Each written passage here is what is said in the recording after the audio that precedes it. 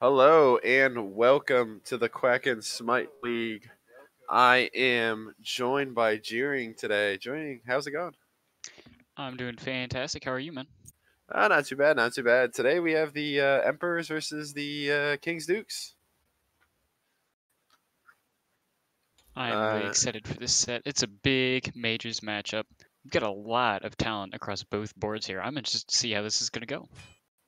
yeah, the Emperors have a pretty strong team. They've been having some close games, not going the way they want to, but maybe they can turn that around here.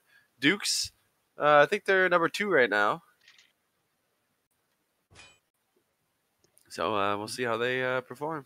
We get a quick couple bands in here: a Yamoja, a Heimdall, and a Geb. I don't really see Heim bands all too often. Got to get rid of that rhyme doll. We saw how that one turned out last season, and it's safe to say there's a reason behind it. Yeah, I was gonna say it's my first season, so I mean, there's something you know more than me. Yeah, rhyme doll last season was definitely something to watch out for, but we should be okay since I don't believe Rye is having too much fun with ADC, switching back to mid lane where he originally started it out. So hopefully we'll Okay. actually get to see something a little bit more interesting tonight. Speaking of, we got an Odin ban, always a rather annoying god to deal with.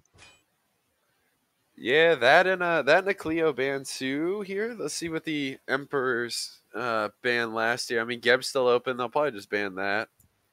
I don't really see them wanting Geb to. is banned, my friend. Oh, is he yet banned already? Oh, he is. Never mind. I'm dumb. You said Geb got banned. It's going to be a uh, fun night, ladies and gentlemen. interesting. We see the final two bans being Kalina and Nike. And Sandman is going to pick up that Achilles nice and quick. Achilles is definitely a god to be feared right now. Yeah, I saw the fearing jeering lamb on Achilles dropping 50K. Yeah, Ark did not have his greatest game that night. We do, Unfortunately, that means Pulsar gets RTO. Winning or losing doesn't matter. and We all Soul shall coming out return of to nature in the Justin. end. RDO, actually, you haven't really been seen her get banned a lot lately since those nerfs to her damage mitigation. Actually, has been going through quite a lot. It's been picked up by a lot of teams in the top 2. She's still definitely a very solid god and very annoying to deal with. Even if she isn't the best god in the game, it's still incredibly annoying to deal with something like that. Running at you, dropping CC at your feet, That will do. just multiple abilities keeping you there, and then just healing all of the damage that you do to her. And there's just nothing you can do but cope and seethe. We do see the Camazotz finishing off the draft for the King, or rounding off that one for the King's Dukes, and a Sylvanas pickup coming in. Uh, let's see who Davey is going to pick here. I think Davey is actually subbing in for the Emperors here. He's on the minors team for them, and he looks like he's hovering over the Susanoo to lock in for the jungle. Maybe pull some classic Season 2 enemy god shenanigans, run Susanoo solo. Yeah, Susanoo solo, RDO jungle, and then pick up a support in the second phase. Shout out to anybody that remembers that one. We do have a very legendary clip in the clips channel. Second phase here, Emperors. They need to take away basically mid and carry. Just you're probably going to see a mage band and a carry band here. And we do actually see the Oleron band coming in for the Emperors. Oleron would definitely be very annoying. They already have quite a bit of healing into that team comp between Achilles with his 2, Camazotz with his 2, his 3, his passive, and Sylvanas with his 2. Definitely going to be a little bit more challenging to take them out in a good team fight since they can sustain that so easily. Mm-hmm. And we do see the Morgan finish off of the bans for the Emperors, and then the Dukes banning that Susanoo that they were hovering, and Erlang Shen. You know, prioritizing the jungler in this one here. The Emperors, they have a pretty heavy dive comp from their support and solo lane. Let's see what they're going to try and pair that up here with the jungle. They definitely have a lot of pressure. With that Artio and Fafnir being able to do so much work on them, and then Soul to round it out, they have a very high damage potential, but that is also a lot of magical damage. A little bit of physical from that Chiron that they lock in will be extra handy, and just adds to that pressure and poke that they're able to pull off. You only hit Yeah, what you aim at. that does slot the Soul into the mid lane, I think now, and then Chiron ADC, unless we're going to see a legendary Chiron jungle here, but I don't really see that coming out of the Emperors here. They are kind of in a spot where they need to win this set. I thought we already established Artio was going jungle. Oh yeah, that's right. I forgot. Yeah, I forgot. Yeah, Fafnir solo lane, and then Chiron ADC. We're gonna get a support here with the last pick. I should have created a world We that do you see do not exist in. Tiamat getting locked in instantly, and Charybdis coming in too on the back end on that. Just you know, safe hunter all around. I feel like probably the safest hunter besides for maybe Jingwei, but Jingwei not really meta right now. Charybdis, on the other hand, easily within the top 3 hunters. So we definitely are going to see quite a bit of aggression and pressure coming up from that. We see the X ball being hovered here, so maybe it is a Chiron jungle then. Glory be to mine allies. But instead, we'll end up seeing Uller get locked in. Uller definitely having the potential for a crazy high damage output. I'm very interested to see how that's going to turn out for them. Going into this game, I'm gonna have to kind of favor the Dukes here. I feel like the Emperors have a lot of auto attack based gods, and I feel like Witchblade is just gonna, you know, be a big pickup against them. What do you think, Jimmy? Absolutely. The Emperors are going to be a little bit hard pressed to get around, but they do still have that Fafnir. So their objective shred and secure, for that matter, is going to be insanely high. And if they can get themselves into a situation where they can actually pull those objectives, they can burn through it faster than the other team can even respond. Or for that matter, shred down a bird. Oh, yeah. The Emperors definitely have way more tower pressure and objective pressure. I just feel like the Dukes just have way better team fight, way better sustain with that Sylvanas. And even the Camazotz himself can just sustain. I am interested to see how the Achilles is going to match up against this Artio, since it's pretty difficult for the Achilles in that matchup. Yeah. With Artio being able to cancel his dashes, it'll be hard for him to really pressure her out of that lane. But I don't know. It's kind of odd. Sometimes I see the Achilles just absolutely bully the Artio. Sometimes I see the Artio bully the Achilles. I feel like it's like almost a 50-50, depending on the matchup of the players. With it being the classic budget dude and Pulsar, I expect we'll see a very good match tonight. Builds here looking pretty normal. We got Tiamat going the book build. Kind of abuses that book build nicely with a 60% damage mitigation too. 55. 55. Yeah, they just nerfed it. They did. They did nerf it. Okay. Still a little too high, but you know. I believe that is either the second or third time they've nerfed that, and it's still above 50% damage mitigation. Oh yeah, I think originally it was in the 80s. Yeah. It's stupid. It's definitely higher than it needs to be for sure.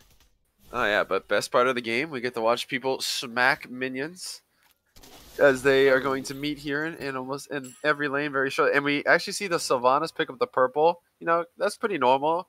Nothing too crazy. Sylvanas is going to actually be able to, you know, get a lot of autos in and help secure this lane in terms of pressure. Yeah, kind of a shame we don't see Sylvanas picking up the mannequins, but we do see Chiron picking up the mannequins being in that jungle role, just like we said. Oh, and as we're saying that, the Camazotz gets dashed by the Chiron and picked off by the Uller. And it is an Uller mid Chiron jungle, you know? You would think it'd be the opposite here, with the Chiron slotting in mid lane and the Uller going into the jungle, but nope. But hey, it pays off. A nice early pick out of this jungle here. Definitely going to give them a little bit of extra pressure early on. Speaking of pressure, we see a lot of it coming out in the solo lane. Achilles getting awfully low while that RDO is sitting nice and healthy. Yeah, the self sustain in her druid stance is it's just like kind of hard to poke out early game. You know, 2 healing moves, really difficult for him to be able to poke and clear the wave. And a big pull in by Sylvanas, giving out a little bit of poke down to the Fafnir, but he safely just walks away. Definitely not going to be able to lock him down too much this early, since he does still have access to that jump. And the return the pressure onto Sylvanas getting extremely low. Yeah, I feel like Sylvanas can get. Oh, Sylvanas lagging a little bit there, but I do feel like Sylvanas can get picked out pretty easily in this comp. It's gonna get heavily dove by this already on Fafnir, and the jump in by Fafnir does miss the hammer though. Soul hitting the 2, and Sylvanas gets out with less than 100 HP as he lags behind the tower. Twice now, he has been extremely low. Not quite able to secure that kill onto the Duke's duo lane. But the Emperors do still have that first blood under their pocket. And now possible blue buff invade coming out as well will give them a little bit of extra pressure on the solo side. We do see this Chiron, making some early pressure here. Ardio getting poked out a little bit here, but I don't see her, dying at all there. This Chiron, you don't see hunters really with early pressure in the jungle, but he's gotten an early kill, and now he's secured the blue buff for the Emperors here. Camazot's very low. Uller just needs to hit 1 auto on him. He's only level 3 right now. Uller level 5. Jumping from Uller. Oh my, the body blocks coming out of this Achilles here in the solo lane. The dash, and the RDO was able to clear it up. Can this Achilles pick the kill up onto Uller? But no, he just walks away. Emperor is getting a lot of early pressure on. Able to rotate from the mid lane over to solo that early and still almost picking out a kill, but almost getting responded in turn. They're going to have to be a little bit careful, but luckily Norse was able to get that yellow buff invade, so he's going to be sitting nice and pretty. Sandman Sam just allowing his teammates to get bodied at the blue buff there. Not a team player. He decided to opt for the play where he just gets big, and then hopefully into the late game he can carry his team. Get big or go home. After all, Tiamat isn't exactly known for her early game pressure. Yeah, especially into an Uller. He's basically will be sitting underneath this tower for the most part. Though I am surprised that this Camazotz is so far behind. He's only level, 4 now at 4 minutes, whereas this Chiron is 5, getting ready to turn 6 soon. Does also help that Karn has been able to invade those back camps more than once now. He's getting a lot of extra farm that the Camazotz simply doesn't have. Yeah, the Emperors are invading the back camps on the left side now, and actually might look to pick this red buff up here too.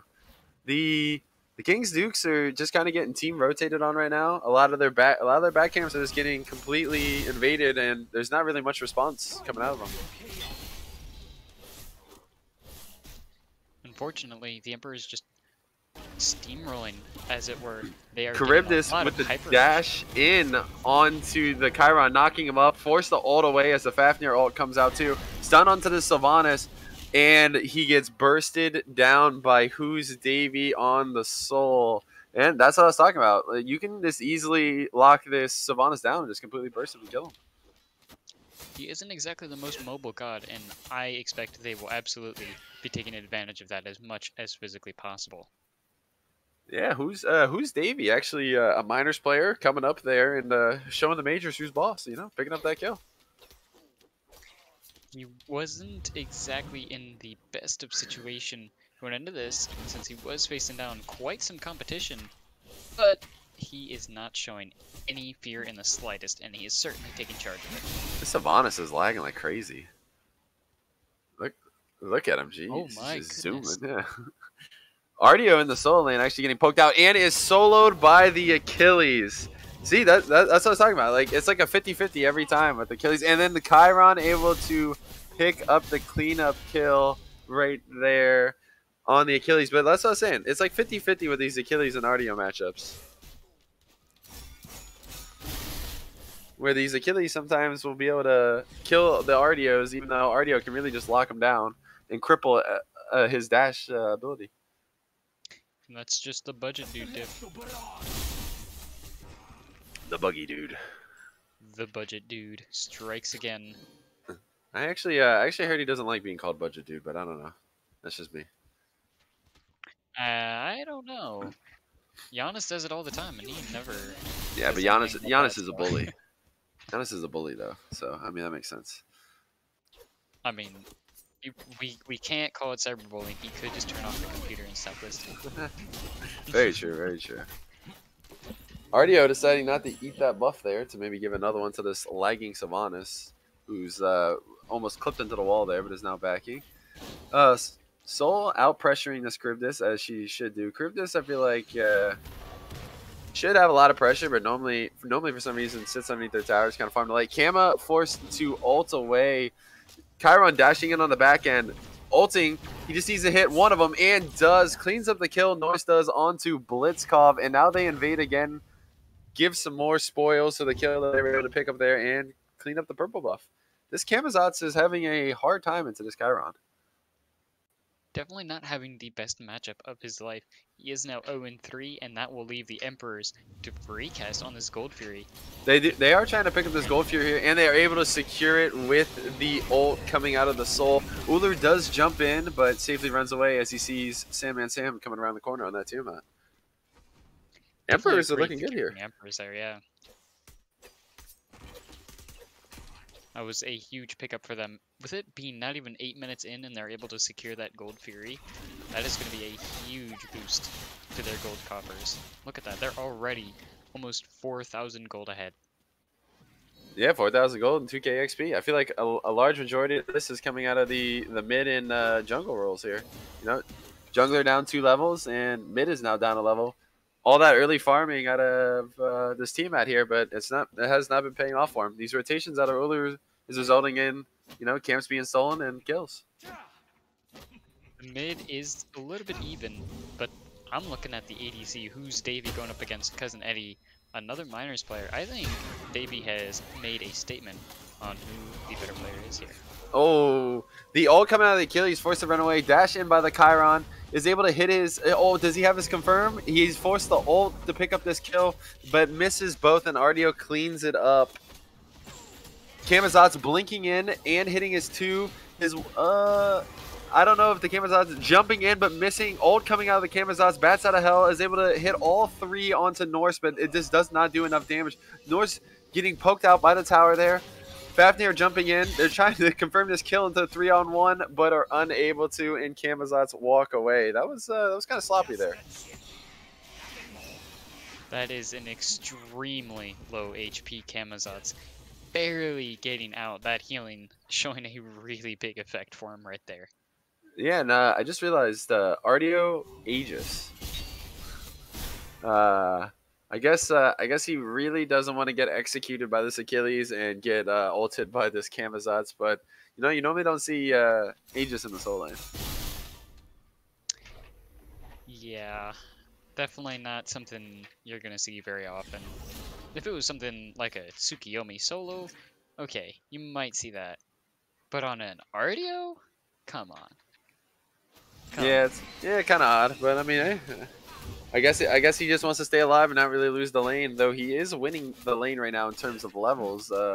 He does finish off his build with he does finish off that item there with a Genji's. Another item you don't really see. Normally you see a Bulwark of Hope there, but he does have 30% cooldown now. So maybe he's just looking to spam his abilities, really try to poke out this Achilles. And with that blue buff making 40% ADR, that RDO is going to be able to cast a lot of abilities to continue the pressure. And with the rotations that the team has been providing him, the Emperors are sitting very well on that side of the map. Yeah, he doesn't really have to worry about mana either with this Breastplate of Valor. A lot of mana in the item itself, and so he'll be able to just sustain with that and the blue buff too. As we do see this Chiron dashing onto the Camazotz. Camazotz forced to use Bat Out of Hell, almost doing no damage. 94 a hit. He is so far behind. All coming out of this Chiron here.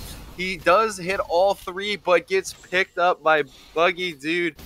Big Tiamat damage coming out. RDO gets pulled back in by this lagging Sylvanas. Ult coming out of Sylvanas there. Big confirm.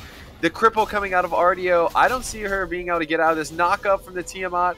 Low in execute range and is executed by Buggy Dude. That is going to be a massive pickup for the King's Duke solo laner. He just got 3 kills now on his belt.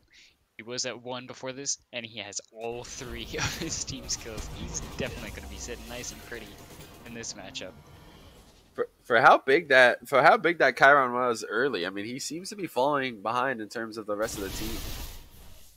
I mean, he's what, he's one level down to their enemy mid, and then 2 levels down on his own mid. You think he would be, you know, pretty even in terms of levels with his own mid right now, with 2 kills and 3 assists. Are you talking about the Camazats? No, the Chiron. I mean, I feel like with his kills and assist numbers, I feel like he should be higher level. He does end up picking up Transcendence here too. You know, a stacking item. You know, he's gonna be looking to farm a little bit now, going into the later game, and not really look to fight as much. I mean, if his job is specifically to get the rest of his team into those late game stages where their team comp shines a little bit harder, he's certainly doing his job, getting them through those early stages. And now they're just getting even more pressure and basically trying to snowball. They are still about 4.5k gold ahead, so they are not hurting in the slightest. Oh yeah. This soul is massive in the duo lane, and this. But the big name right now is this Uller in mid. 1-0-1, level 14 already at 13 minutes. No one. Yeah, 24-20. You know, that's always the goal. We do see a little bit of grouping getting ready to show up here around Gold Fury as the next one spawns. Blitzkopf kind of out of position right now. Nobody really engaging on him. They do feel like the other team is coming in, so they're just kind of running back. Uller hitting an axe and a 1 onto the Camazats, and there goes half of his HP. RDO rotating over, and the Emperors are looking to pull this Gold Fury here. A big pull in, enforcing the beads out of Norse, but nobody was there to follow up for the Sylvanas. Sylvanas just kind of lagging all over the place. Achilles going in, and the Emperors barely secure it there with the ult. Fafnir forced the ult and jump on the backline. Blitzkopf able to Blitzkopf actually dropping to Justin.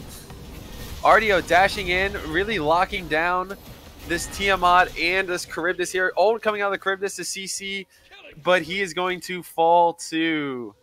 That was an odd fight there for the King's Dukes.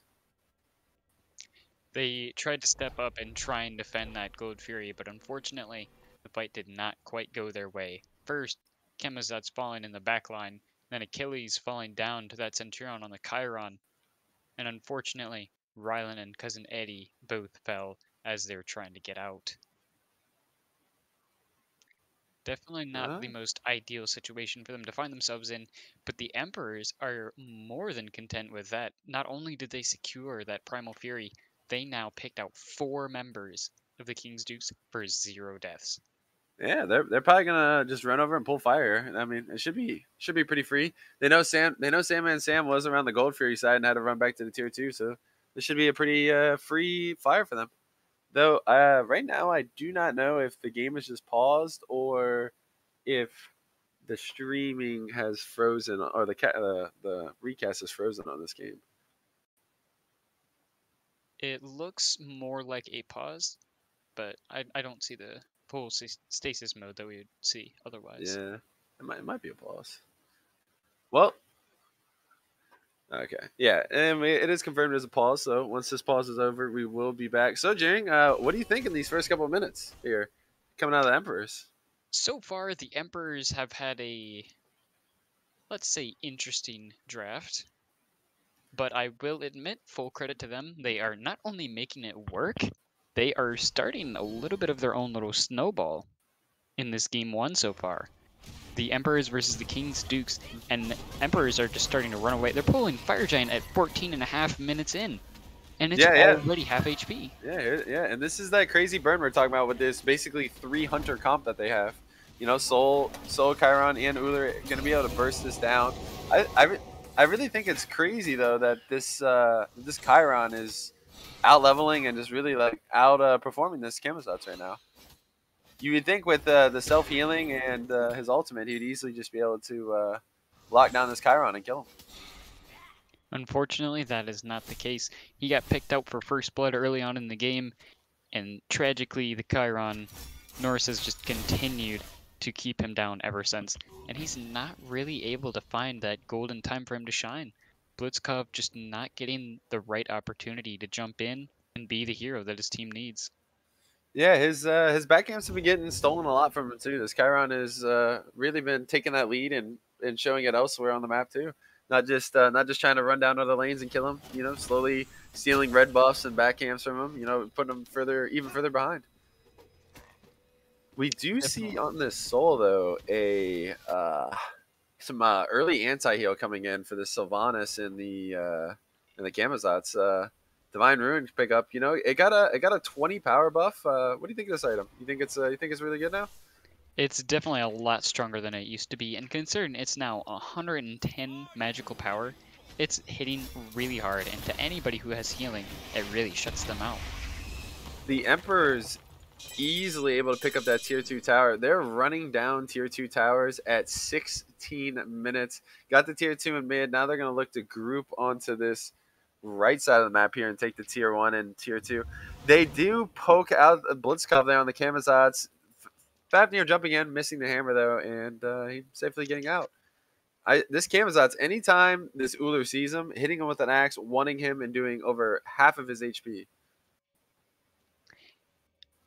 Like we said, Blitzkov is not having the best display of his kills so far tonight. They are definitely making it a priority to prevent him from really being able to pull anything off. Camazotz is still certainly a good jungler.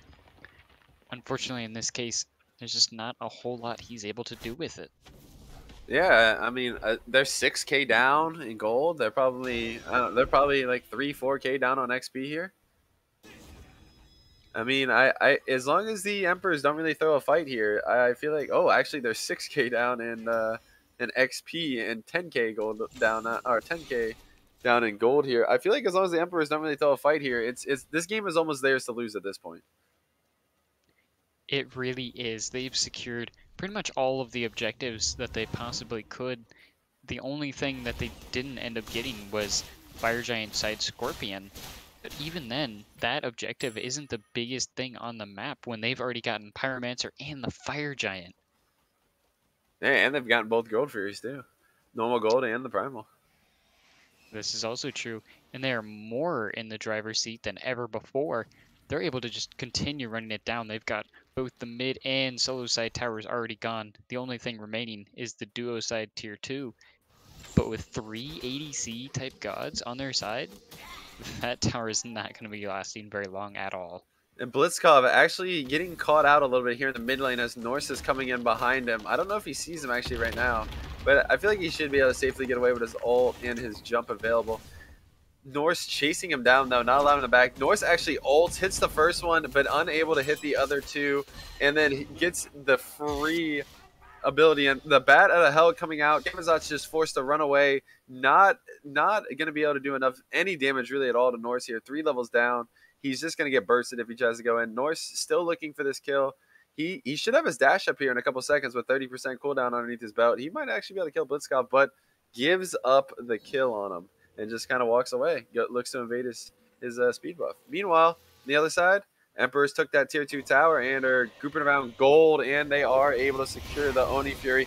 A fight does break out, though. Fafnir ult coming in. Tiamat forced to jump away as Book of the Dead proc the jump in by the Fafnir here. Ardio dashing in, getting pulled by Sylvanas. Some big Sylvanas ult knocking all 4 of them up, but that's his life to save his teammates there.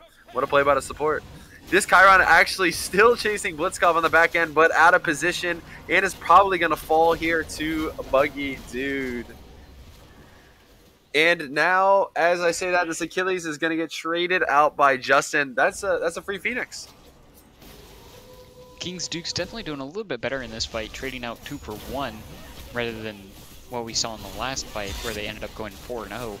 but unfortunately the bird still falls, and the This Emperors are charging into the Titan's lair. and Finland Sam Justin already gone. finishes the kill off.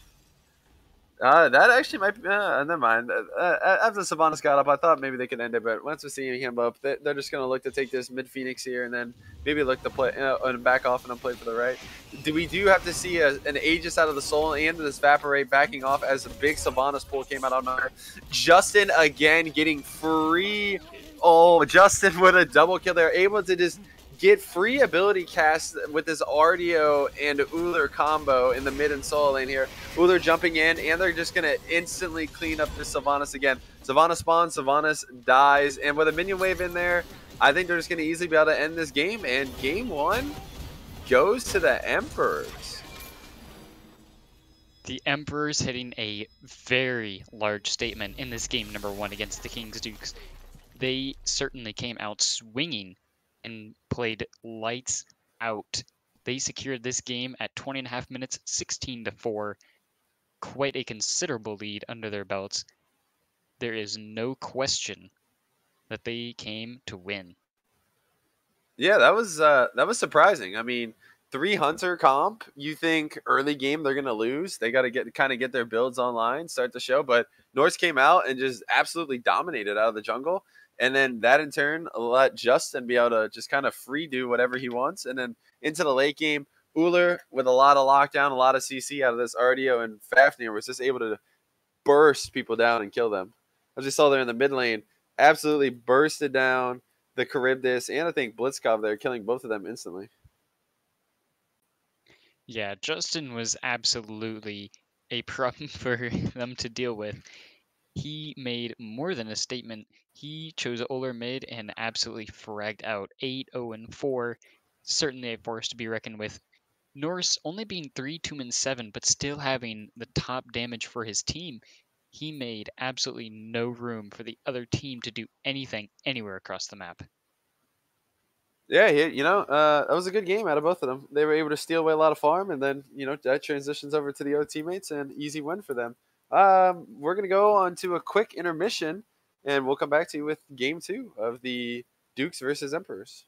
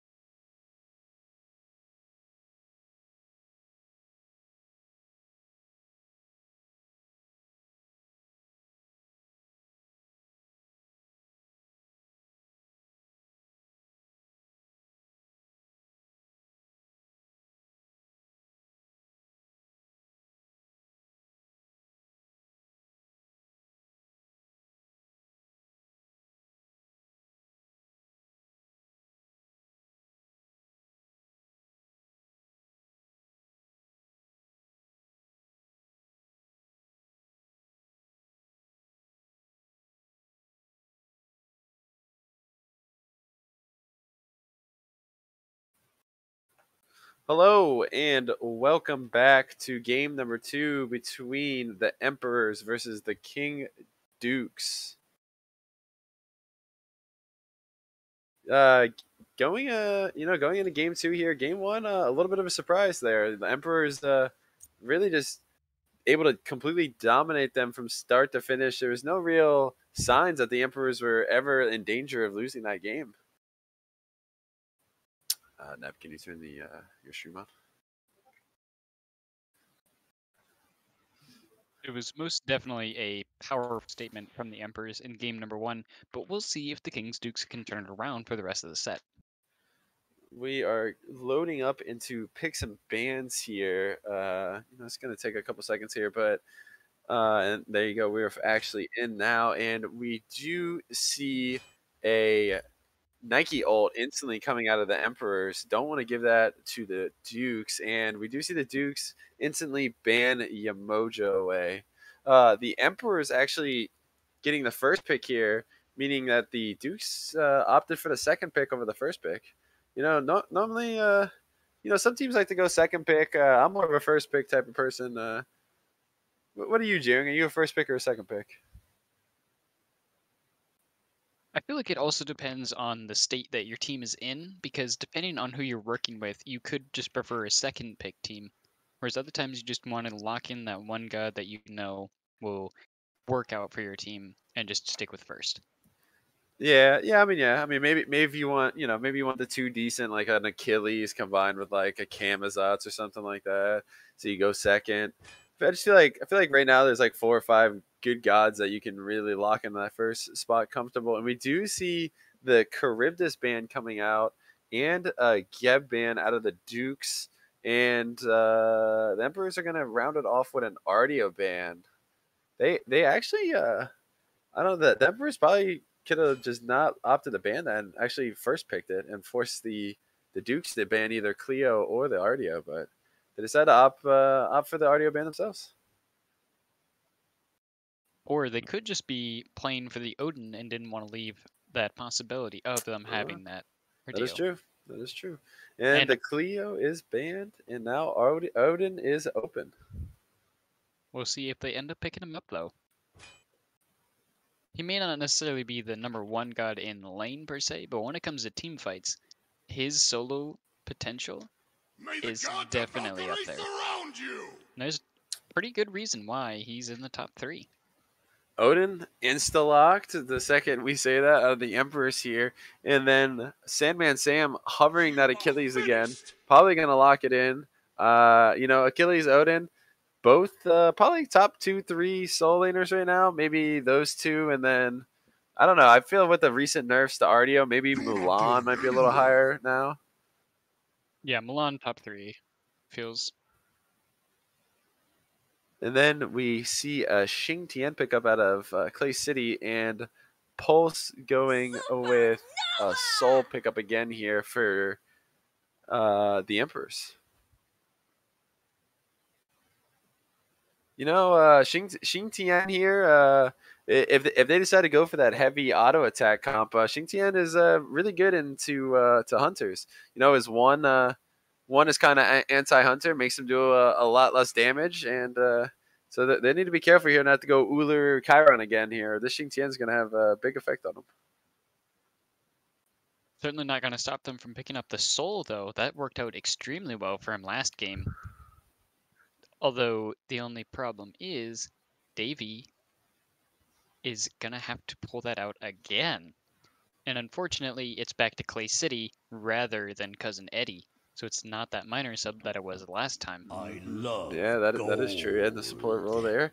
What's his name was lagging a lot last game, so I don't know. Actually, he's still in the game. I think maybe they just they swapped. Okay, they swapped. That's what it was. They swapped ADCs this time instead of supports. Okay. Yeah, Rylan was the Sylvanas that was basically teleporting. Yeah, as I say, you would think they would sub him out, but I guess maybe they don't have a backup sub in the support role. We do see the Morgan, though, finishing out the first phase for the Dukes, and that Fafnir from game 1 getting picked up again here in game 2 for Emperors. Morgan, let's see what they're going to combine with here in the second phase.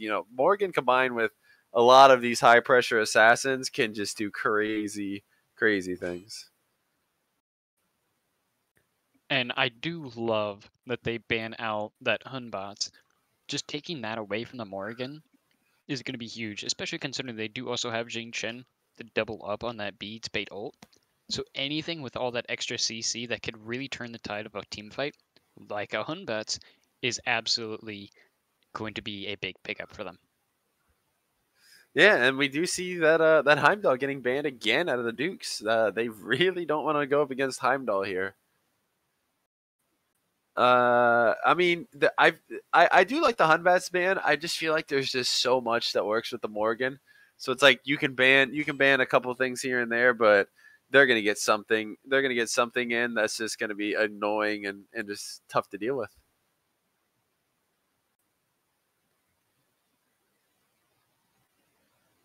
Without a doubt, there's still a lot on the board. I feel like they're mostly just trying to rein in the possibilities that they could be facing. Because let's be honest, Fear No Evil, probably one of the better, if not best, team fight ults you can find out there. Oh yeah, and it's it's really difficult to hit though. Just a giant circle that you can spawn anywhere. We do see Fire Pit. yeah. We do see a Uller ban coming in for the Dukes. Uller doing a lot in game one, and they don't want to see that again. And the Fenrir coming out of the Emperors. Another beads burning god there with his ultimate and his and a stun. And Buggy Dude insta locks and Susanoo. When you think Morgan combos, you don't really think the Morgan and Susanoo, but hey, maybe we're gonna see something that we haven't seen. Although it certainly looks like they are trying to rerun that triple ADC comp, picking up Hachiman and Anhur for the Emperors. Certainly a lot of attack speed on them, and they do still have good objective secure and shred. We'll just have to see how is that going to end up turning out in the early stages of the game before they get to those big objectives. And there it is, a double hunter comp again. Hachiman on her. I guess we're probably going to see on her jungle. I don't really think we would ever see a Hachiman jungle. And then we round out the picks here for the Dukes with an Izanami. So it was Izanami Xingtian probably going to safely dominate that lane. But they do pick the Xingtian into, or they do pick a triple hunter comp into that Xingtian. Like I was saying earlier with his one, he's gonna do a lot of things to this comp.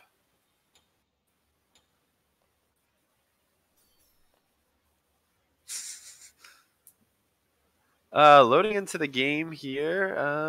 What do you think? What do you think, Jerry, of this game? What do you think's gonna come out? The Dukes or the Emperors? I gotta give a shout out to G in the chat.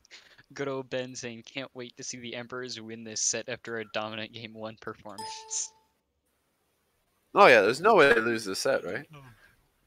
Oh, there's no shot anything else in the world could ever happen. After how strong they came on from game one, we all know this is just gonna be an easy sweep. Yeah, we don't know the outcome games. before either on this recast. No. 2 games back to back taken. Well, Yeah. This is going to be a big mid diff. Sandman Sam cannot hold his own against the legendary hunter mids here of Hachiman. We do see the on her jungle coming in, though. That's to be expected. And he does go. He doesn't go the Boomba start. He actually goes for the mannequin start there, just like last game when he was on the Chiron. Though I don't know if the mannequins is as good on her as it is Chiron. Though I don't really play a lot of on her jungle, so I don't know. overall, I feel it is still pretty safe, considering that actually gives you the ability to clear yellow buff before 37 seconds. Yeah, Bogus that is is a true. great item, but on a hunter jungle, if you're not hitting multiple minions with that auto, you're not going to be set up for success nearly as much. Yeah, I feel like hunters in the jungle just kind of since I got nerfed, you don't really see a lot of them. Not real too popular or good, but game one, Norse did some things on that Chiron, so maybe he's looking to replicate the same thing here with this on her. Though I feel like Susanoo is gonna have a lot better time into this on her. Can really just stick on him and just kind of CC him and burst out a lot of damage and get away. We do see a dash in here from this Izanami. And the knock up from the Xing Tian and the beads coming out of the soul. And that's that pressure I was talking about. Oh. Oof. Amazing, isn't it? Oh no, my fin! My fin! Oh no, Izanami hitting, almost killing Soul underneath her own tower. Not even a minute in. Susanoo dashing in on her, who jumped all the way back to his tower basically, and then forcing the beads out of him.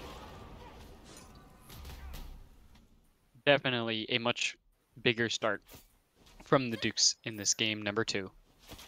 Yeah, the Dukes with the Susanoo are gonna have a lot more early pressure, especially because on her is he's pretty okay early game. I feel like once he gets his ultimate, he's a lot stronger. But this Susanoo is just gonna be able to bully him very early in these 2v2 mid fights.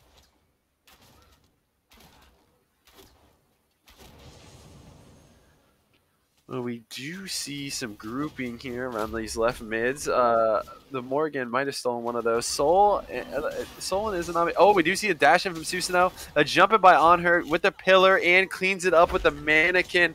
The slow coming in there. The pillar from on her.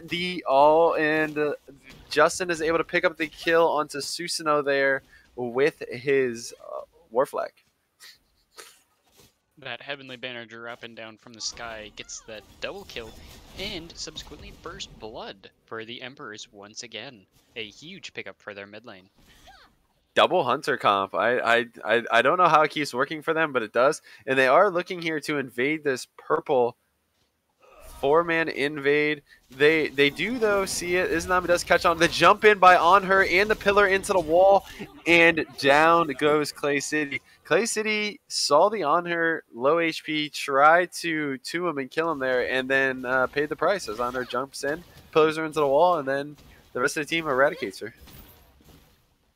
It's not a good situation for Clay City there. And especially being that Izanami, who thrives on early pressure. Not getting that advantage early on in the laning phase, not going to feel too great. Yeah, and this is an Ami, going for the, that's probably going to be the anti-crit shuriken. I don't know why I can't remember the name of it, but that's more Shadow Steel. There you go. Yeah. That's another build you've been seeing a lot in these hunter roles here. Not going for the normal just Crusher, Aussie, Wind Demon type of build here. They're going for the more anti-heal crit ones too now. We do see a big stun out of the Fafnir there, though, but Soul unable to follow up on the damage as she was more focused on the minion wave.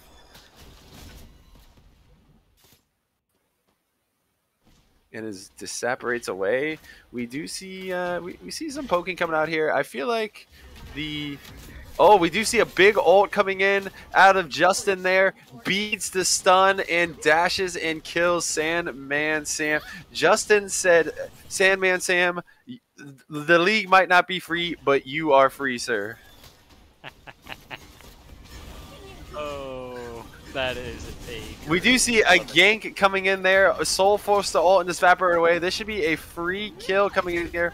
And it is for Clay City as he able to pick up with the autos. Fafnir ulting, jumping in, stunning the Susanoo, locking him down, autoing Susanoo with the return ult, knocking up. And yeah, Achi, he probably should have just ran away there, but instead decided to go in. Justin rotating the help, but after all of his teammates died, just dashes away, and Xingti and ult wasted for nothing. I don't know if it was hoping to catch Justin off guard, but Rylan sure did spin that Harpy through the spin cycle. Yeah, that Harpy did not stand a chance. The beats coming out as Sam and Sam ults into Odin and locks down Norse at his back red camp, and Blitzkov able to clean that up. Norse kind of in a weird spot there, trying to 1v1 Sam and Sam again as he comes back out of base.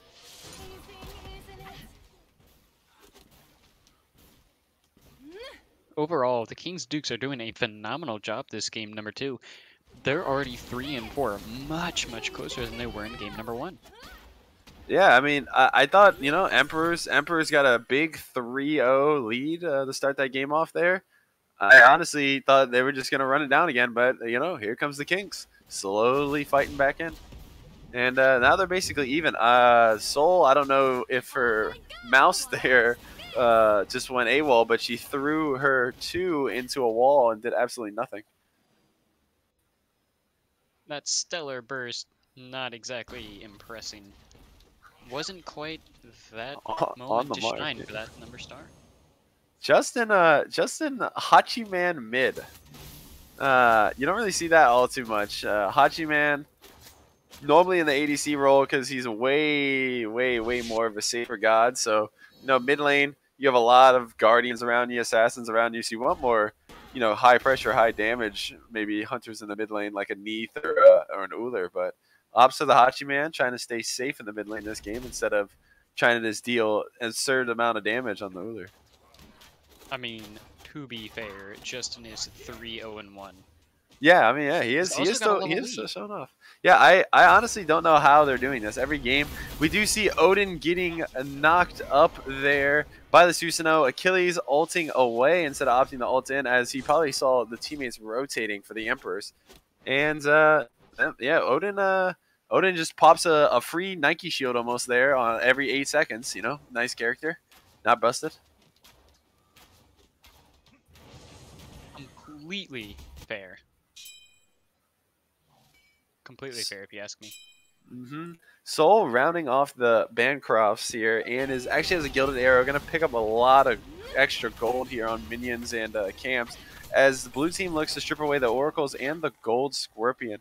You know, they do have a slight lead and, you know, with this high pressure from this On Her and Hachiman early, maybe they're going to look to fight around the gold here and get a nice big early team fight and secure that Gold Fury. Certainly still sitting in a decent spot for this game, but nowhere near the lead they had in game number 1. The Dukes putting on a lot of extra pressure, forcing the Emperors to think twice about where they're going in this game. Yeah, you know, and this Soul last game had a relative easy time early, but with this anti-crit for this Izanami, you know, he's gonna have to be safe now. This Bancrofts is not gonna heal for as much as it did in game number 1. And so, you know, he's gonna have to pick. He's gonna have to pick and choose his fights here. Can't really just run at it blindly.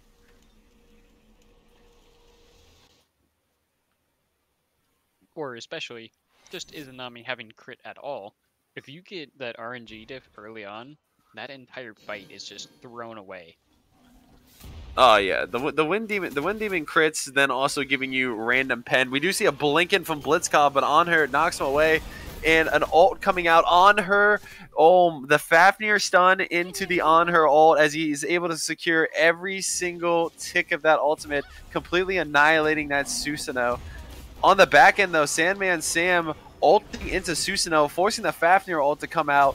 Soul getting bursted down by Izanami and Xingtian as his team left him. Justin rotating from the mid lane. Sandman Sam one shot and is killed by Norse. Izanami forced to run away on the back end into backs, and Xingtian jumps out. Norse trying to just annoy that Izanami, not let her back, as they look to push this tier 2 tower down. And with 2 hunters, should be an easy take for them. Or tier 1 tower, my bad. Or Rylan, just a lonely support trying to defend that tower, but against that much pressure with 2 ADCs on it, not going to be able to save it. Yeah, I mean, like game 1, you saw a lot of this massive stuns into Uller combos for free, and now this game you're seeing a big Fafnir stun into On Her getting every tick of his ult off, and you know, at any point in time, if On Her can hit every tick of his ultimate, that's insane damage numbers coming out for him. Desert Fury, definitely true to its name. When you hit multiple procs of it, you really do shred through their health. And Ember's actually picking out the Gold Fury, forced the Dukes to back off of it from a sneaky pull, but instead they return the favor. Yeah, the Emperor saw the Dukes backing there On Her when he got a little aggressive and pushed up. Saw that a couple of them were backing and instantly called Gold Fury there and secured it for actually nothing at all. They didn't all three of them basically backed after that and then went back to base. So free gold fury for the Emperors here. Emperors, they're showing signs here. Another game up 2K. There's last game they dominated from this point on and just kind of easily won the game. Let's see if they're gonna do that again. And now they're also pulling the pyro, but quickly back off after the Xingtian shows face. I will say, the Embers having 4 members, having the highest gold per minute of the top 5, is definitely a big pickup for them. Oh yeah, I mean, and then the only one not with a lot of gold is this Fafnir. But I mean, once he gets that compassion online, he won't have to really worry about gold anymore. Oh, without a doubt. And build wise here, you see anything crazy? All pretty normal. Honor opted into that early Transcendence this time instead of last game on the Chiron where he opted in for the second slot. Susanoo getting the much needed cooldown that he needs. I mean, maybe Sandman Sam's build a little odd here a little bit. First item poly. Not really a lot of power to go with that poly, so his autos aren't going to be doing an insane amount of damage. What does do damage is that Desert Fury being used to secure the Pyromancer, but now we see Clay City diving the soul. A big ult coming out of Izanami, forcing the beads on the soul and the Disvaporate, and then able to clean up and take the purple there for the Izanami. Soul doing some return damage, and yeah, that's what we're talking about. The soul can't just walk in this Izanami freely anymore with this anti-crit, and now she also has Aussie. So, she might actually have more healing than soul if she's able to crit her. Those crits certainly do hit very, very hard. And especially being that Izanami, who's now 2 levels up. Earlier, we saw him getting picked out on his own purple camp before it got stolen immediately. And now, there's a 2-level lead. Clay City is basically taking the driver's seat in the dual lane now. Whereas his counterpart, who's Davey, is 0-2-3. Yeah, Davey having a lot rougher time this game. The Xingtian's knocking him up, CCing him. He hasn't really been getting a whole lot of peel, though. Maybe G wants to look to kind of sit on the soul a little more during team fights as they're picking him out. But, I mean, they're getting the return kills onto the King's Duke, so there's not really much to complain about. If it ain't broke, don't fix it. Yeah, man. What do you think of this heated Odin Achilles matchup in the Soul lane? 0-0 out of all 3 of them. Odin and any laning phase. Oh, all 2 of them. My bad. All 2 of them. Yeah. Math. My semester's over. I don't want to do big numbers anymore. 2-3. That's. And we do see a big Izanami ult to dash in and the easy cleanup out of Clay City. Davey, pressing up a little further than he should have. And got picked off. And now the Emperors are on their back foot. As Anher is getting chased down and is going to be out of position, getting surrounded by 3 King's Dukes, and Rylan picks up the kill on Xingtian. Definitely going to be a big pickup for the Dukes here. Unfortunately, Blitzcub will end up falling to Pulsar after the Odin cage comes down. A big rotate out of the Odin, ulting in, is able to secure Justin with an ult in his face, able to poke out that Achilles there. Odin jumping in, but Achilles blinking out at the last second, safely getting away. Fafnir ult coming in. There's not really anyone there to follow him up there, but he does look to take this mid tier 1 tower and is trying to CC this Xingtian that is at full HP. That ult was a little questionable there out of OG, but they were able to pick up that tier 1 and do a 1-for-2 trade. Not the most valuable transformation that OG has ever had. Luckily, though, it did still end up working out for the Emperors in the end. They still secured that tier 1 tower, though overall, the number of kills in that team fight wasn't entirely in their favor. Yeah, the Soul getting picked off again and is now 2 levels behind this Izanami, finishing her Wind Demon, and is actually a full item above the Soul now. Soul, I think at this point, just has to center the tower, can't fight at all, and really just farm until she can get into the team fighting stage later in this game. He's most certainly going to be looking to get some of that extra farm, maybe do a little bit of split pushing while objectives are being pulled, which is definitely not a good feeling. But she does want to get herself back into the game as the next team fight comes out with Norse picking up Boogie Dude. And Norse and the Emperor's there, 4-man converge onto Buggy Dude and is able to easily pick him off. Odin on the back end though, ulting the Susanoo, but he's able to just get out of that with his 3. Oh, actually, that was Sandman Sam, my bad. And Odin picking up Sandman Sam and now are pulling the Gold Fury, and another objective going the way of the Emperor. The King's Dukes have not gotten a single objective besides maybe a Scorpion in either of the 2 games so far. Davey, no! And Davey, I don't know if you caught that. Davey got trapped by the Gold Fury, body blocked while tanking it. I had like 100 HP, had to pop Aegis just to survive. Oh my! And now Izanami is now getting chased down, forced to beads and Aegis, but dies to Odin. Well, one bad play from one hunter, and now another bad play from the other one. Oh no! Can somebody go back and clip that? Can somebody get a clip? So what? Like his teammates body blocked him, or was it the actual Gold Fury itself that body blocked? No, it was actually the Gold Fury itself that body blocked Davey. Trapped him in the corner against the wall, and he almost died. Literally almost soloed Davey. We do see an Erendite here coming out of this on her. That's not an Erendite, my friend. Oh yeah, it's not Erendite. What am I on about, dude? I'm sorry. I'm sick still. I'm tired. I need to go to sleep. But well, yeah. Hi, tired. I'm Lamb. Nice to meet you. Oh, hello.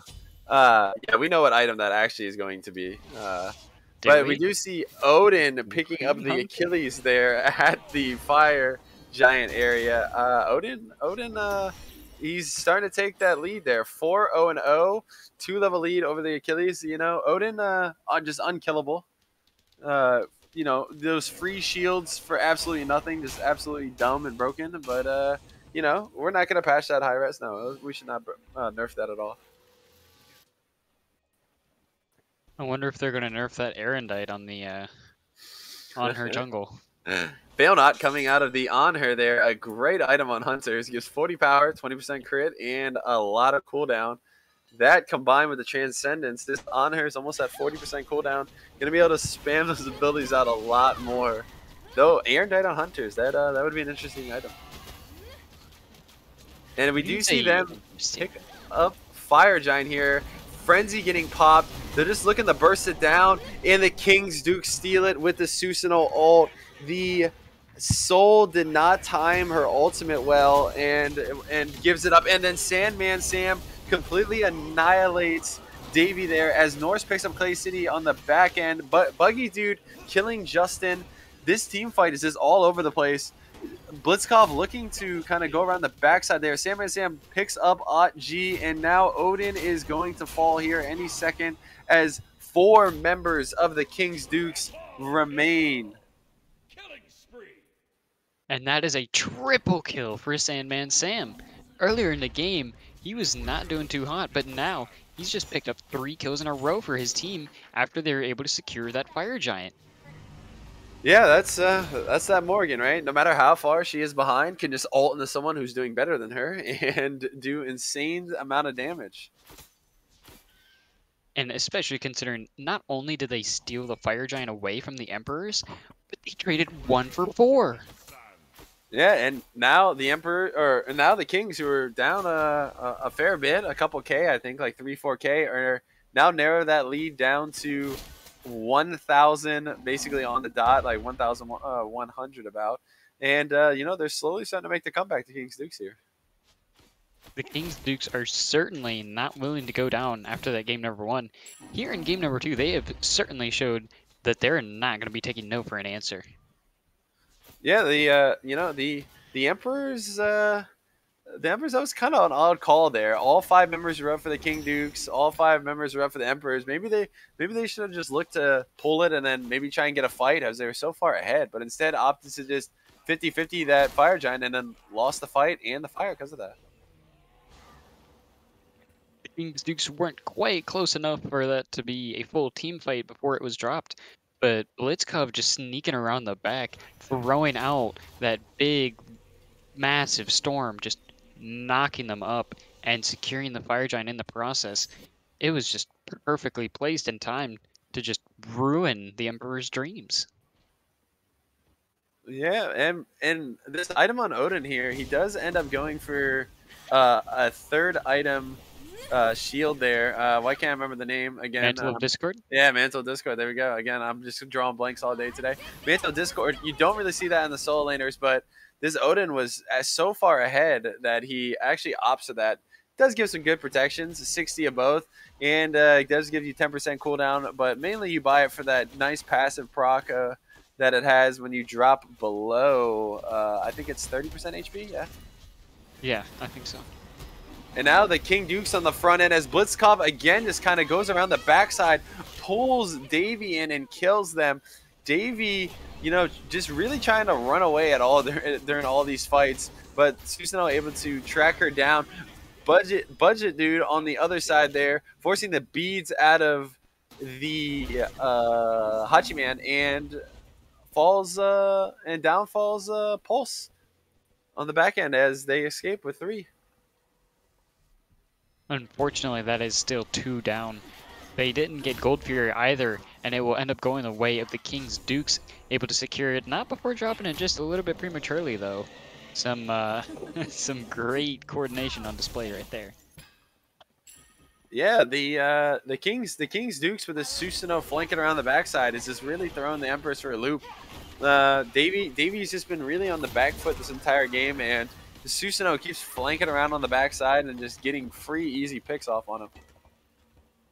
He's easily able to wrap around and do what a jungle needs to do. He pulls up when they're not expecting it, steals their wallet and lunch money, and then just leaves them in that alleyway. Yeah, what an analogy right there. Hey, am I wrong? I mean, Am I wrong? that is true. That is true. That And is what a jungle does. stealing their money, the Kings Dukes now up 2K gold. They were down a K, but now are showing signs of a 2.6K gold lead here and an XP lead. And Izanami able to upgrade her starter item already at 22 minutes. Soul, on the other hand, still only level 17. That's a big problem right there. This ADC is online, and this Soul is kind of struggling behind.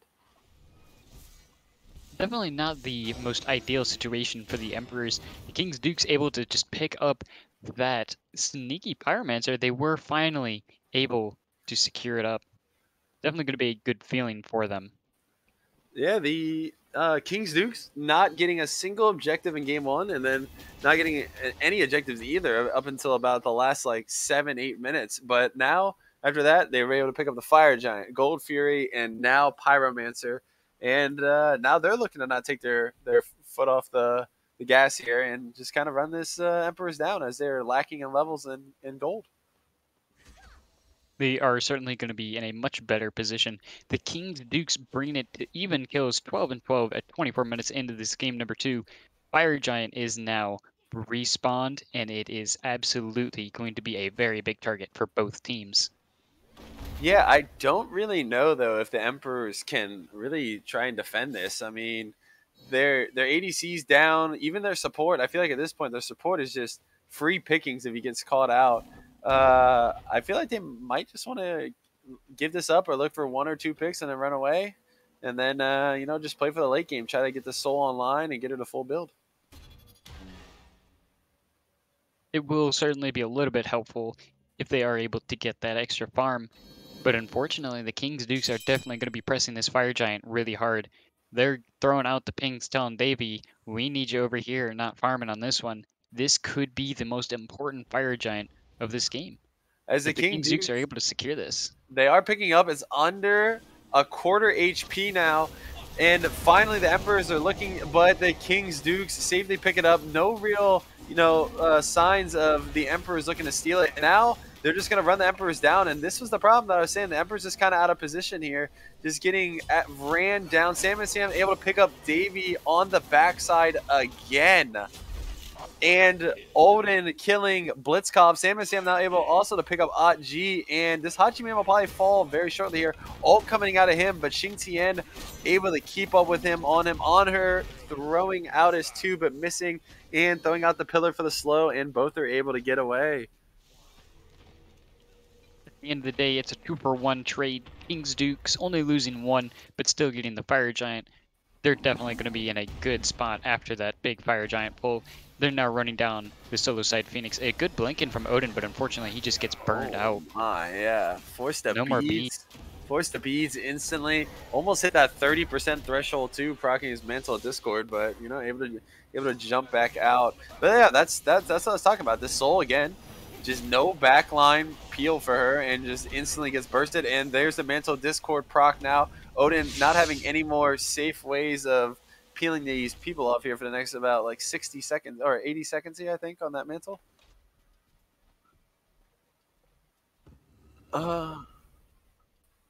Yeah, the item god, the good old Mantle of Discord. Damage numbers here though, Sandman Sam, you know, had a pretty rough early game, but you know, coming online now, able to dump out the disgusting and stupid numbers that the Morgan can do.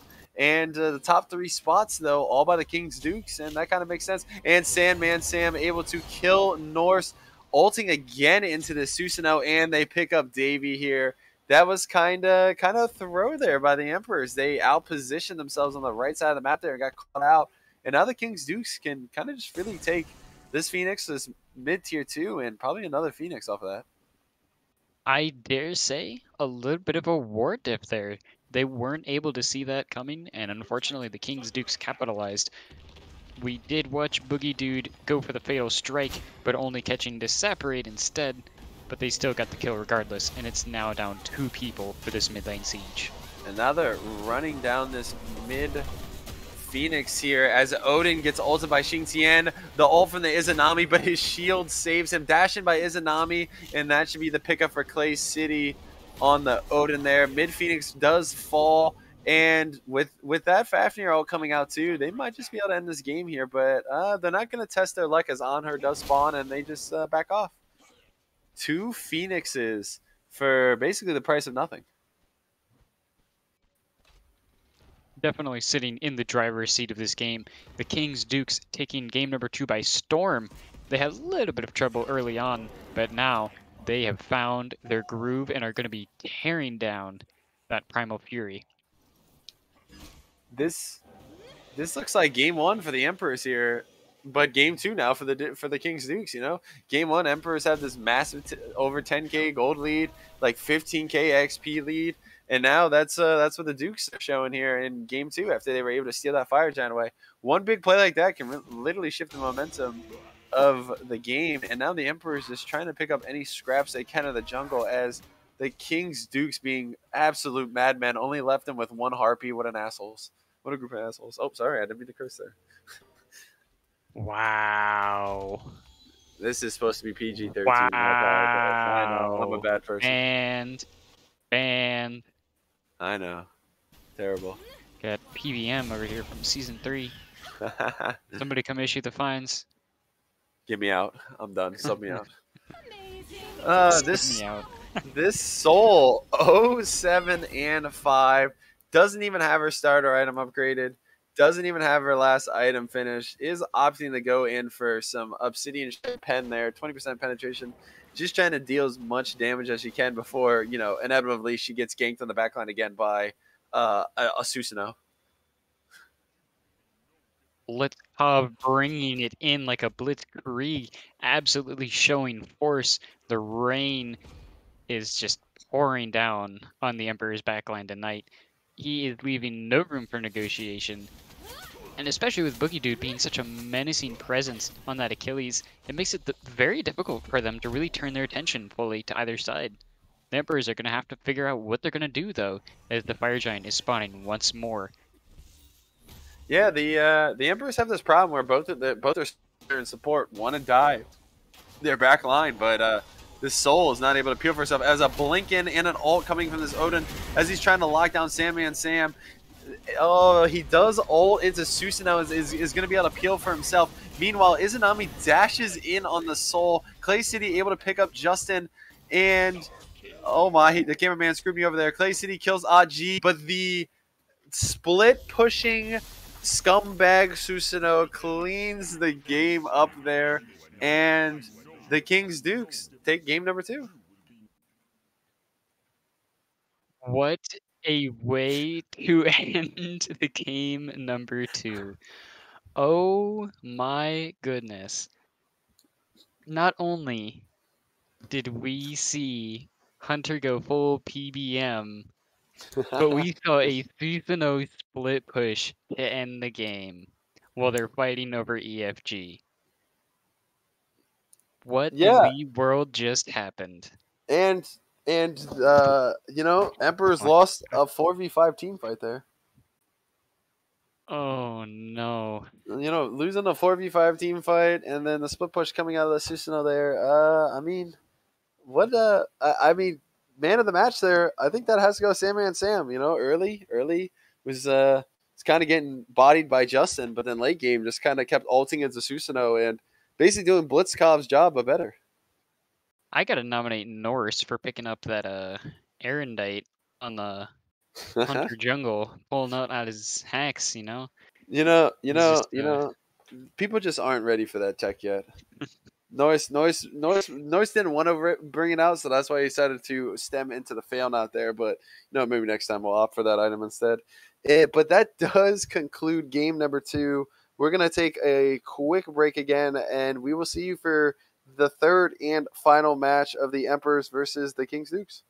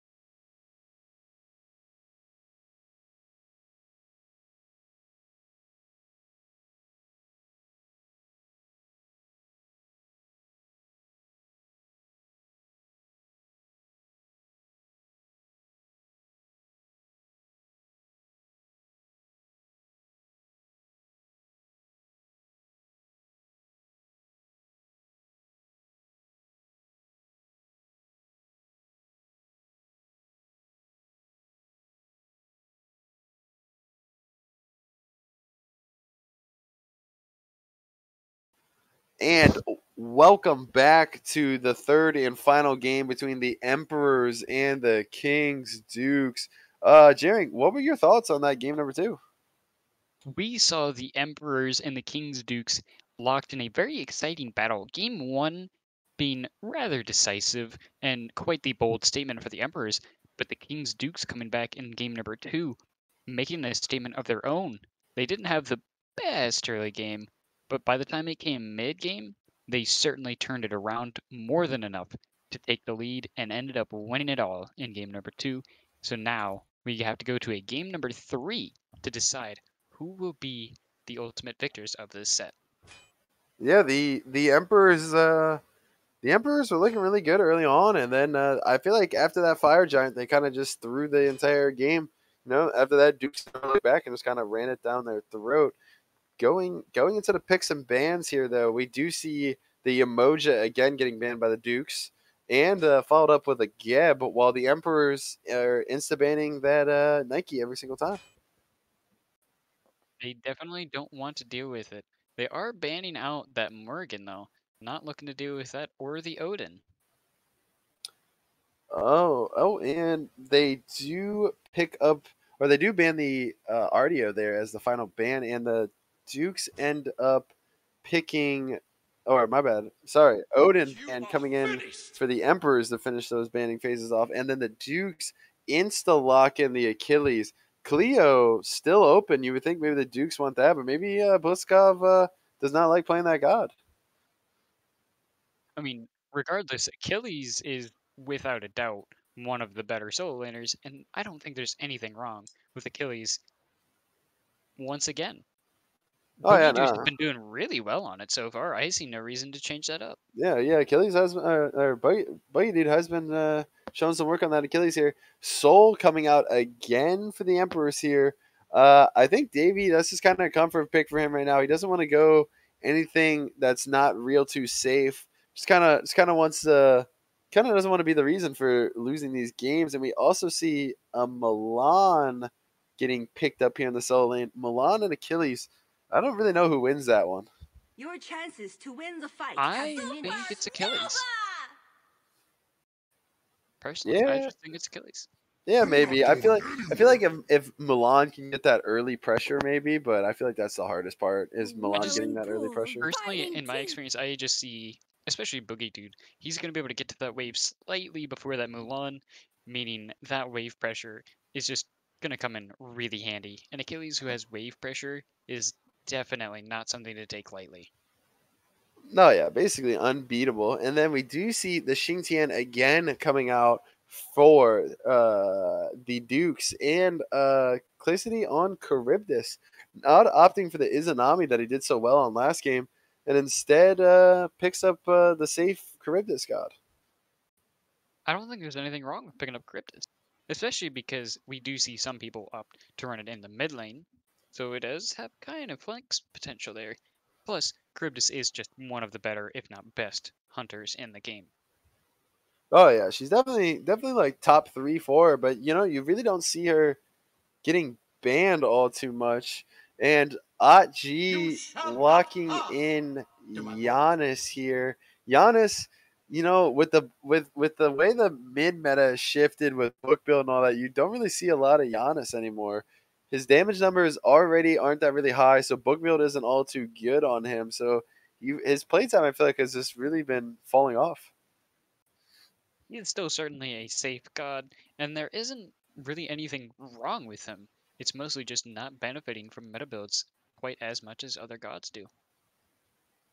Yeah. Giannis though, really safe. Isn't really gonna have to worry about this Xingtian being able to lock him down and jump on him all too much, as long as he stays close to the walls. But the first phase of picks and bans, I would have to give this kind of to the Dukes. I feel like they got a lot of their comfort picks again. They got this Charybdis, they got this Achilles, and they this Xingtian that did wonders in game number 2. I'm interested to see how are these bans going to end up working out, since we see Oleron and Hell banned out by the Emperors, and the Dukes banning out Eset and Chiron. Yeah, so both opting for carries and mid laners to ban out here. The Chiron, the primary target of their ban in the second phase, don't want that back on Norse. He did a lot early with that in the jungle in game number 1, but they do not opt to ban out the Uller and instead ban ESET. ESET, you never see that get banned at all, basically, unless it's like a target ban, but I don't really see the Emperors picking ESET. ESET just hasn't really seen much play, if at all, for quite some time now. And Norse is hovering that Susanoo, maybe going to think about taking it away from the Dukes, but then locks in Fenrir. I don't know if I like Fenrir into their top 3 comp. I mean, who's he going to go on? I mean, if he tries to go on the Charybdis kind of goes underground and just like runs away from him. And she has beads and a CC immunity ultimate. And then the Dukes lock in Freya. Freya, I don't know. Is that going to go mid or ADC? I feel like that's going to go ADC, and then maybe we're going to see Sandman Sam on that Charybdis in mid. Yeah, Charybdis mid is still something that you see some people running up. I wouldn't be too surprised if they do end up doing that. We do see Blitzkov hovering over the Tsukiyomi, though. I'm interested in that one. I do love some good old-fashioned Tsukiyomi. Yeah, Tsukiyomi, insane amount of damage. Late game, if he hits all of his ticks of his ultimate onto any squishy, he can do upwards of 12 to 1300 damage. Fenrir though, again, I look at this team comp and I don't really know who Fenrir is going to kind of go on. Maybe he's going to look to target this Freya, but again, he jumps on the Freya, he starts brutalizing her, and she just banishes him away. Like, who is his target going to be in these games? Definitely going to have a little bit of a struggle since that is 5 different CC immune ults.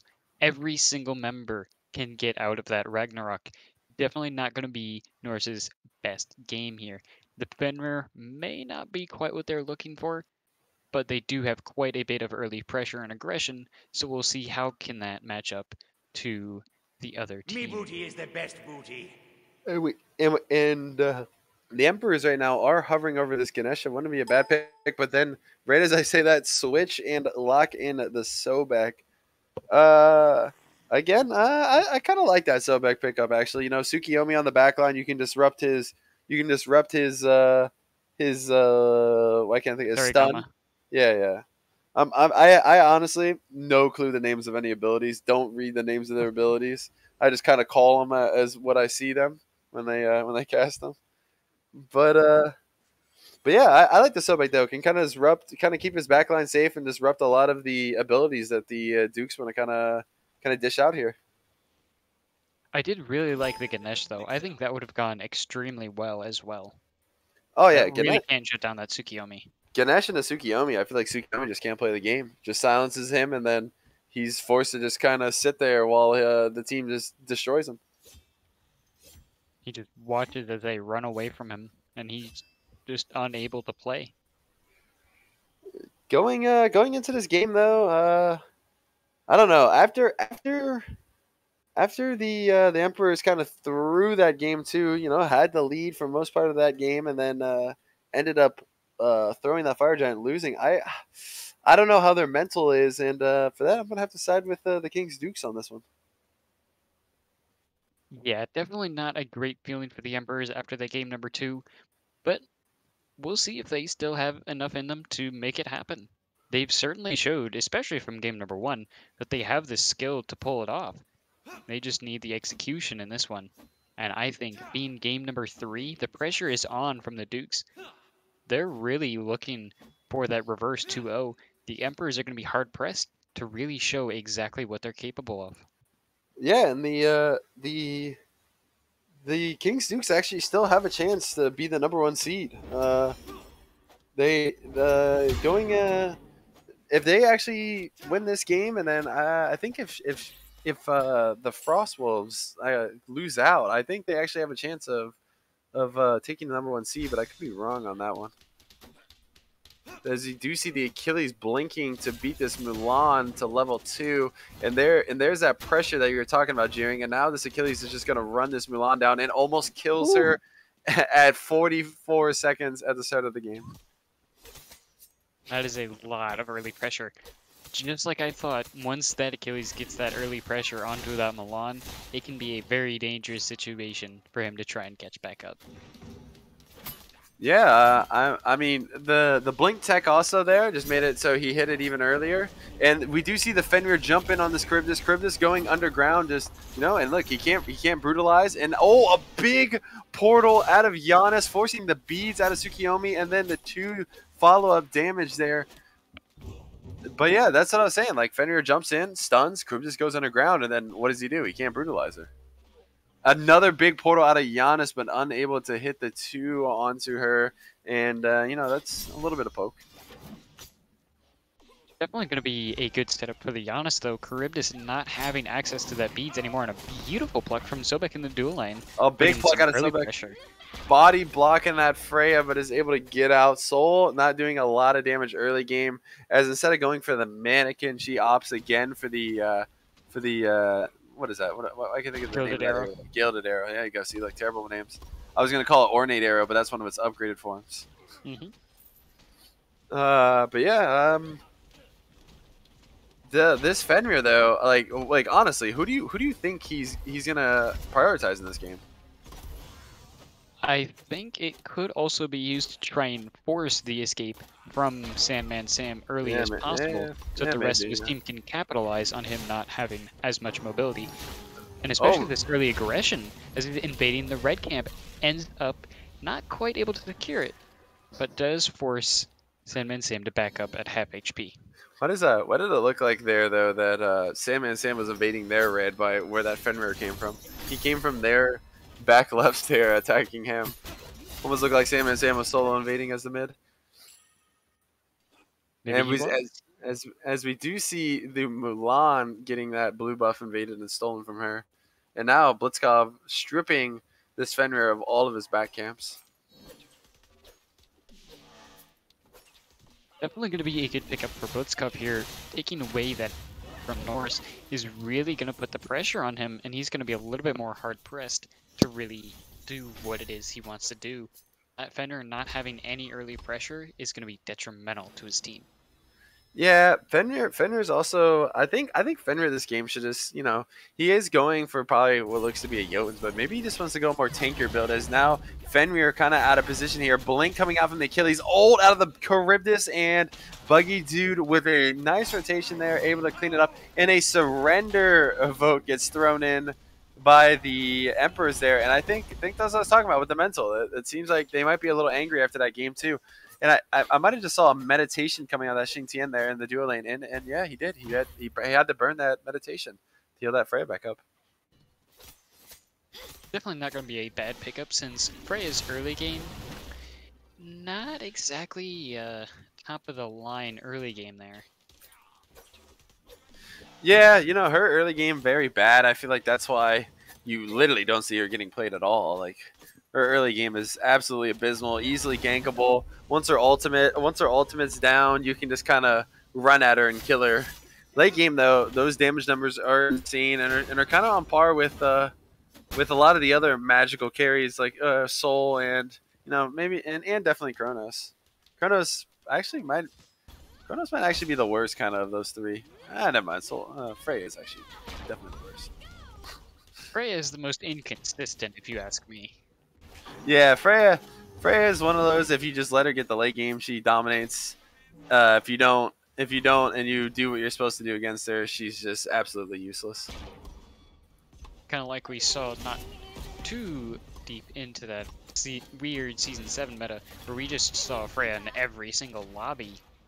She was just running the late game and was literally 1v5 carrying every single match. Oh yeah, Freya. She's in the weird state where if you give her even one buff, she's busted. But then if you take that buff away, she's just back to being useless again. As Giannis tries to steal those oracles away, but Blitzkov able to pick them up, I think, or at least secure one of them. Yeah, Blitzkov ended up getting both of those oracles actually. Justin tried to steal them away, but that unstable vortex got them just low enough for Blitzkov to just one-tap them.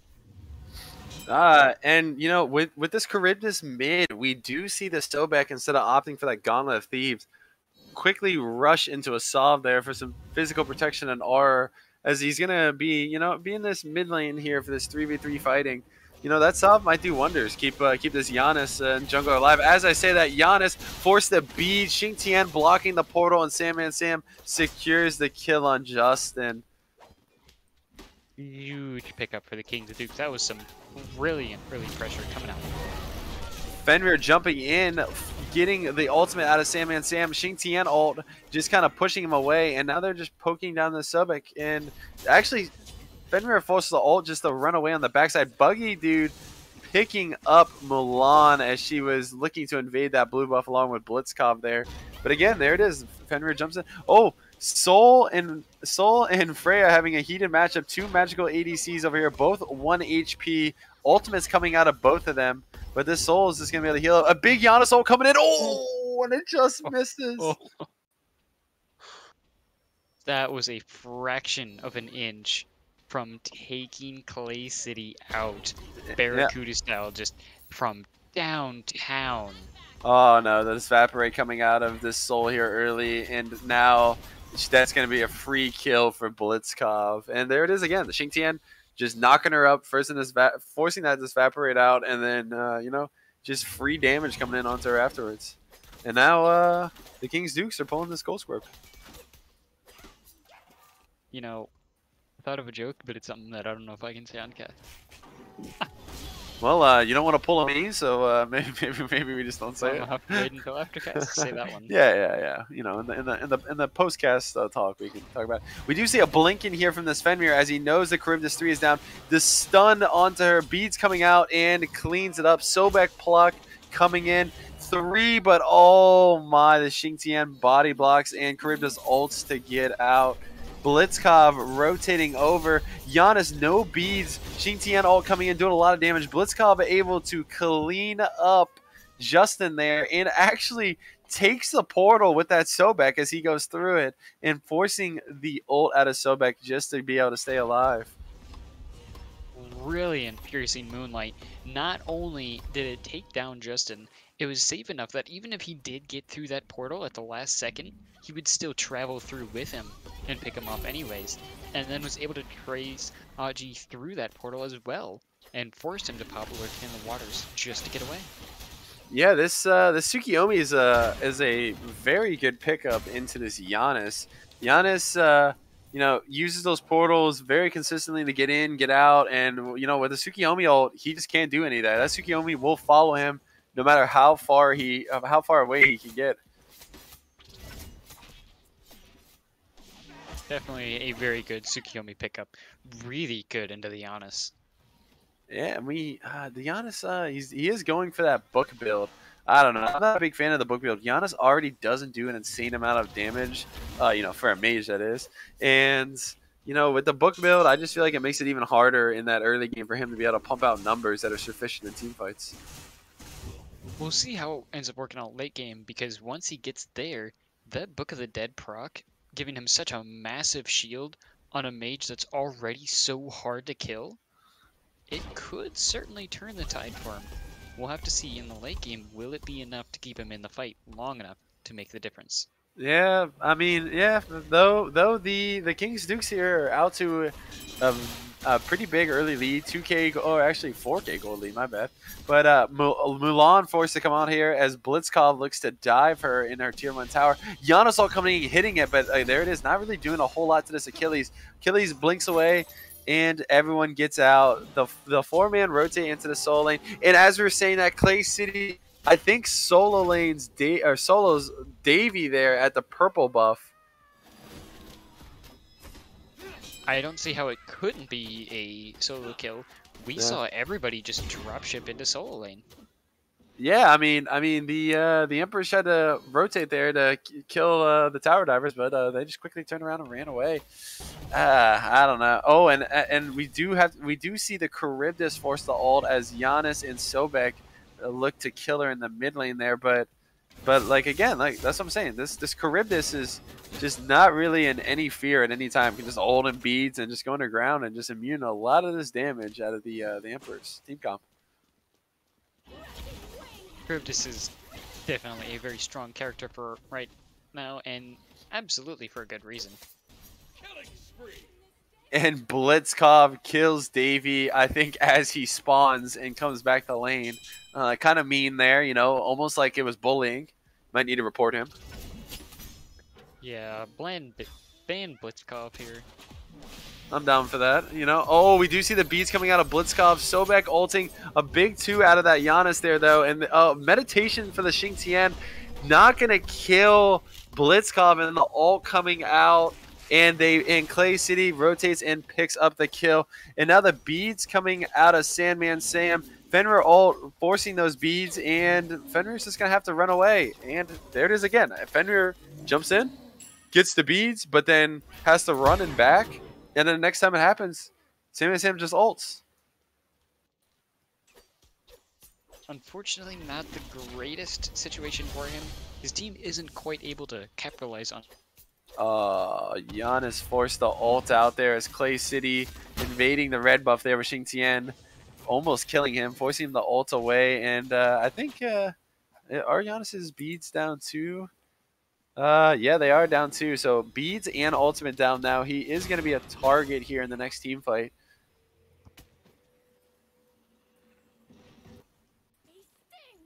We'll see how that ends up turning out. So far in game number 3, the Kings Dukes are up 9-0 against the Emperors. They are absolutely in the driver's seat. With it being 12.5 minutes in, being how dominant that they have been, I'm almost surprised that they haven't gotten a Gold Fury yet. Yeah, I mean, right now it's just an arena match. They're just running down lane to lane, just fighting. I really, oh my goodness, and Clay City solos Norse over there, and they throw up the surrender vote again for the Emperors. Yeah, the Emperors are just tilted. I honestly think this game is just kind of over after that. I mean, I think game 2 they were kind of annoyed after game 2, kind of throwing that Fire Giant and losing that fight there. As we do see, finally, as you were saying, the Kings do pick up this gold and should almost kind of just be free for them. They can't really fight. Sobek's behind. Everyone in every lane basically is behind. I love this. Defeat in the mind is defeat on the battlefield. And so far, the Emperors are not in the greatest of situations. Yeah, and, you know, Kings Duke picked that up, and now their lead is 7K at 13 minutes. This is looking pretty rough for them, you know. I honestly don't know how they're going to come back for this. They just really have to kind of stall here. Maybe attempt to steal a Fire Giant, get lucky, kind of like what the Kings Dukes did in game number 2, steal the Fire Giant and turn the tides. I mean, other than that, I think the Kings Dukes are going to have to throw like maybe 2, maybe even 3 fights just for the Emperors to get back into this game. And now they pick up Pyromancer, expanding on their lead even more. We do see a blinking from the Fenrir, but there it is, the banish out of Clay City. The ult coming out of Fenrir, and a 4-man rotation sees Clay City finally falling to the Giannis. The Emperors are now on the board. Maybe this will be the turning point that they're looking for. Just maybe they'll be able to turn it around for themselves. Yeah, I mean they did expend a decent. They did expend a decent amount, you know, to kill him. But I mean, hey, any kill counts at this point. They just kind of need to get some gold on the board. We do see an ult coming out of Blitzkov here, only hitting 1, and Fenrir just stands there and lets him kill him. Yeah, I think Norse is kind of just over this game. You know, not really having a good time here. 0-4-1, and Blitzkov ulting him, and he just stood still. Blitzkov only hit 1 tick of that. He might have been able to survive if he actually moved, but we see him fall, and now 3 levels behind in the jungle. Yeah, the Dukes are unquestionably in the driver's seat right now. They are not going to be giving up any of the pressure that they have for any reason. They're just going to keep on rolling with it. Yeah, I mean, and I feel like the Kings Dukes have those gods where you don't want to see them ahead. Of Freya, 2 levels ahead, that's just not a good sign. Tsukiyomi, 3 levels ahead, that's just terrible. and then an ahead Achilles. 3 gods where if ahead, they're just unkillable and they're going to do insane amount of damage. Yeah. An Achilles with a level lead is terrifying. But an ADC, especially a Freya that's fed, Just evaporate. call them Medusa because that is downright petrifying. Okay. That's a questionable one there, as we do see Fenrir jumping in on a damage immune Charybdis, just unable to do any damage to him. Buggy Dude forcing the Giannis portal out and running away, and they're actually looking to take a tier 2 tower at 15 minutes or 16 minutes, my bad, in the duo lane. This is kind of odd to me. I don't understand how Davies is getting this far behind in the duo lane. I mean, I guess those two early ganks really paid off dividends for this Freya, and now he's just in the driver's seat in the duo lane. 3 levels now. Probably not a great scenario for the Emperors. Having that dual lane being so far behind, their damage potential is certainly going to be behind. And with Freya already having that hastened ring, we do see Tsukiyomi ulting the Fenrir and actually securing a kill in a 1v3. Clay City picking up the soul there, and again another surrender vote coming out for the Emperors. Yeah, I think this one is just going to be a rundown now at this point. Blitzkov, I don't know how he in a 1v3 was able to kill that Fenrir, but he's able to pick it up. Fenrir now opting for defense. I feel like this is kind of in a bad scenario. When you're already behind this far in levels, now going defense isn't really going to change a whole lot, as you're still just going to get bursted down. Milan forced the ult, not doing a lot.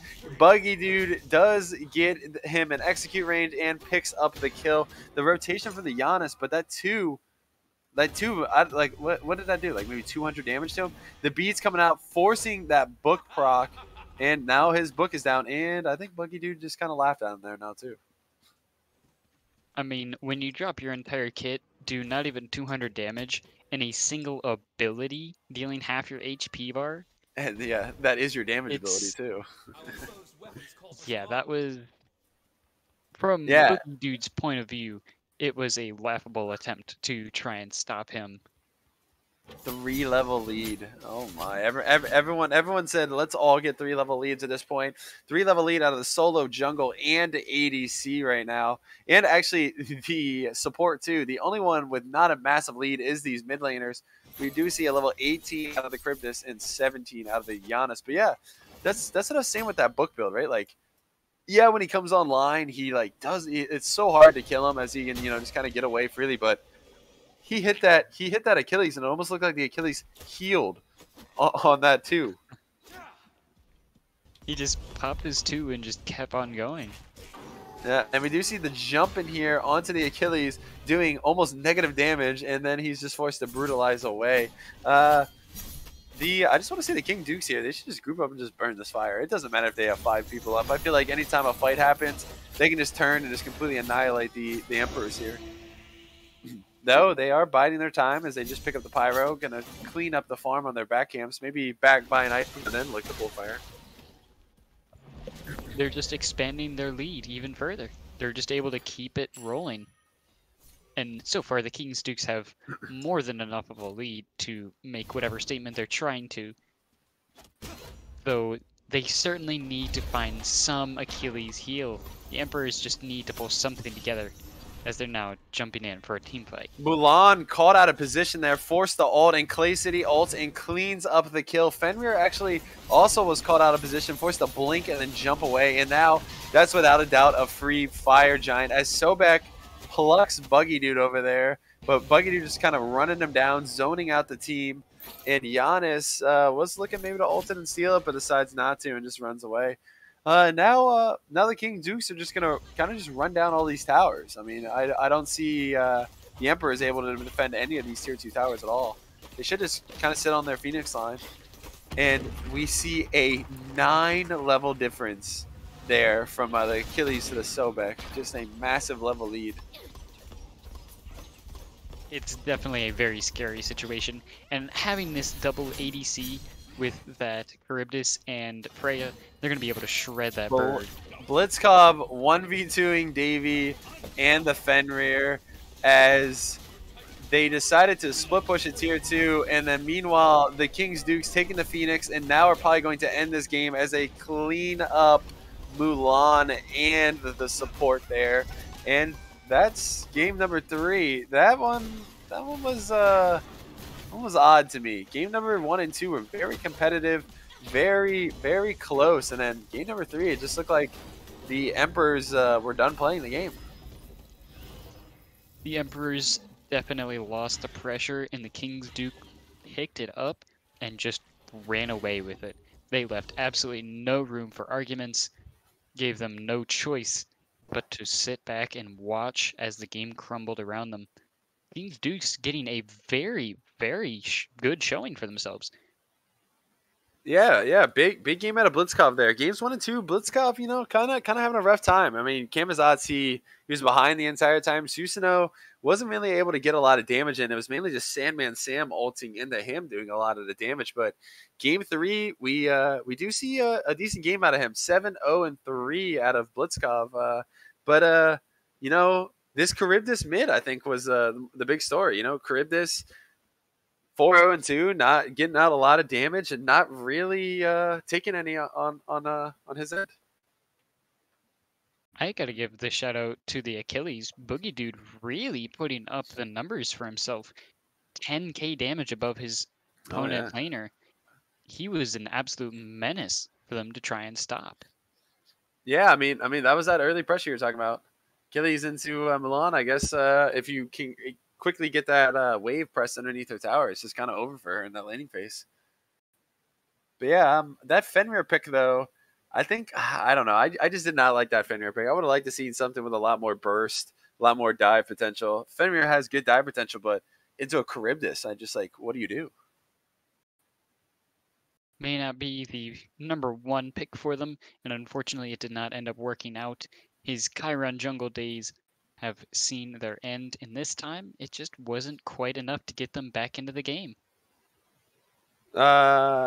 Yeah, that is true.